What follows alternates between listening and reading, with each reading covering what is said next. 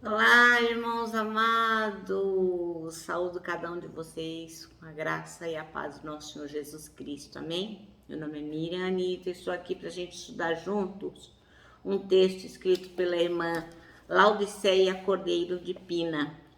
Ela é graduada em Letras e Educação Cristã, ministra de Educação Cristã da Segunda Igreja Batista de Campo Grande, em Mato Grosso do Sul, é primeira secretária da União Feminina Missionária Batista Brasileira e presidente da União Feminina Missionária Batista do Mato Grosso do Sul. E ela também é professora em Campo Grande, Mato Grosso do Sul.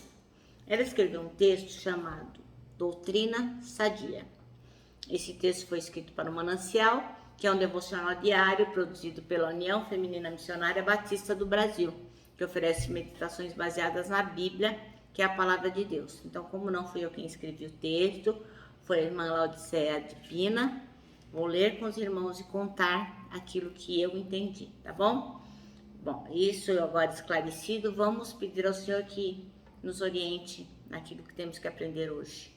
Senhor Jesus, que nós possamos aprender aqui na nossa leitura do livro de Atos, aquilo que Tu queres ministrar ao nosso coração. Perdoa as coisas erradas que fazemos, que possamos sempre ser gratos às coisas que o Senhor faz para nós, que possamos remir o tempo, porque os dias realmente são maus. Em Teu nome, Jesus Cristo, que oramos. Amém. Bom, irmãos, então vamos lá. Atos, capítulo 2, versículos 40 até o 47. E diz assim: Pedro continuou a pregar, advertindo com insistência aos seus ouvintes: salvem-se desta geração corrompida. Os que acreditaram nas palavras de Pedro foram batizados, e naquele dia houve um acréscimo de cerca de 3.000 pessoas. Todos se dedicavam de coração ao ensino dos apóstolos, à comunhão, ao partir do pão e à oração. Havia em todos eles um profundo temor, e os apóstolos realizavam muitos sinais e maravilhas.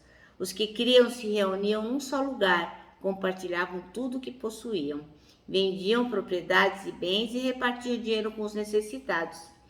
Adoravam juntos no templo diariamente, reuniam-se nos lares para comer e partiam pão, com grande alegria e generosidade, sempre louvando a Deus e desfrutando a simpatia de todo o povo.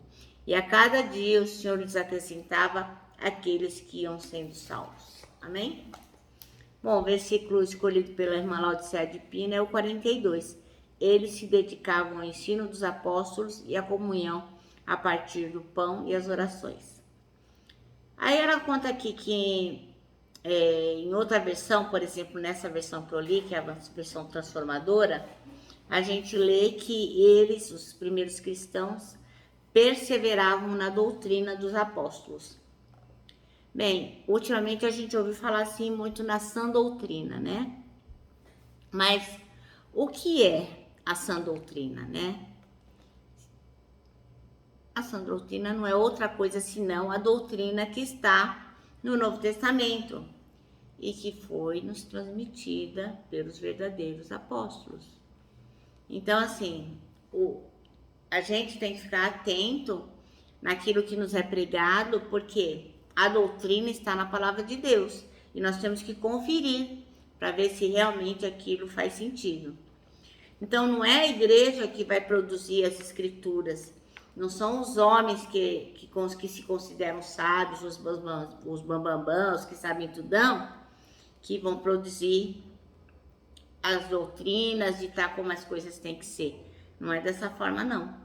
A doutrina ela é dada por Deus para nós. Então, a doutrina pura, o ensino que devemos perseverar, é a que nos foi deixado por Jesus Cristo através dos apóstolos. Então, Jesus veio, ensinou, sofreu, morreu, ressuscitou, e a sua palavra está escrita aonde? Na Bíblia, né? Que é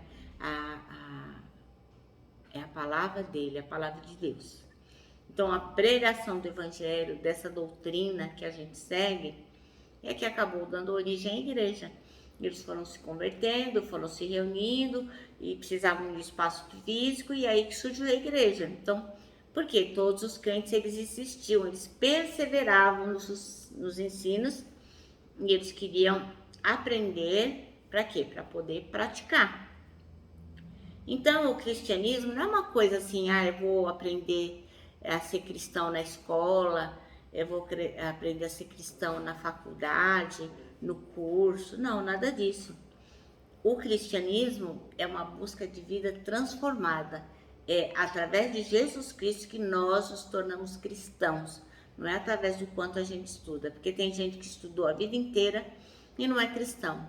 Tem gente que sabe muito bem o que Jesus falou, mas não segue. Então não adianta. Então nós temos que ser transformados pelo poder do Evangelho. Então, automaticamente, nós que cremos, que aceitamos Jesus, que somos transformados pelo poder do Evangelho, nós temos que buscar pela santificação. Temos que nos tornar melhores a cada dia, porque é isso que o Senhor deseja de nós. Então, querer conhecer mais e mais e mais de Deus e da vontade dele para a nossa vida, deve ser o desejo de cada pessoa que se diz cristã. Então, a gente não está falando aqui de religião. Minha religião é tal. Não é disso que a gente está falando. Nós estamos falando de cristãos verdadeiros. Você é transformado pelo poder de Jesus, então você tem que buscar a santificação. Você tem que buscar a vontade de Deus para a sua vida. Você tem que perseverar na doutrina. Você tem que insistir em aprender cada vez mais. Então, como que a gente vai aprender? Somente através do estudo bíblico. Somente estudando a palavra, somente buscando saber o que está escrito na Bíblia, é que nós vamos crescer espiritualmente. Só assim você vai descobrir se o local que você frequenta, sábado, domingo, feriado, durante a semana, essa igreja que você vai, se ela realmente ensina uma doutrina que faz parte da doutrina bíblica. Ou se não são regras, se não são coisas que realmente não estão lá na Bíblia. Então não sou eu que vou dizer isso para você e nem ninguém. Você vai ler a sua palavra, ler a palavra de Deus na sua Bíblia e vai conferindo. Isso faz sentido. Aí tenho dúvida. Ora, pede ao Senhor que esclarece, né? Porque a palavra de Deus, se você quer sabedoria, você tem que pedir para Deus que Ele te dá. Então, é essa doutrina de Deus que vai tornar a gente pessoas mais sábias para o Senhor. Nós temos que considerar o tempo todo a palavra de Deus, considerar o tempo todo a Bíblia. Mesmo eu aqui, que falo todos os dias com vocês, veja bem, eu estou falando aquilo que eu entendi, aquilo que eu orei, aquilo que eu vi na Bíblia, que eu entendo desse jeito. Mas você deve conferir lá, como os bereanos. Lembra os bereanos?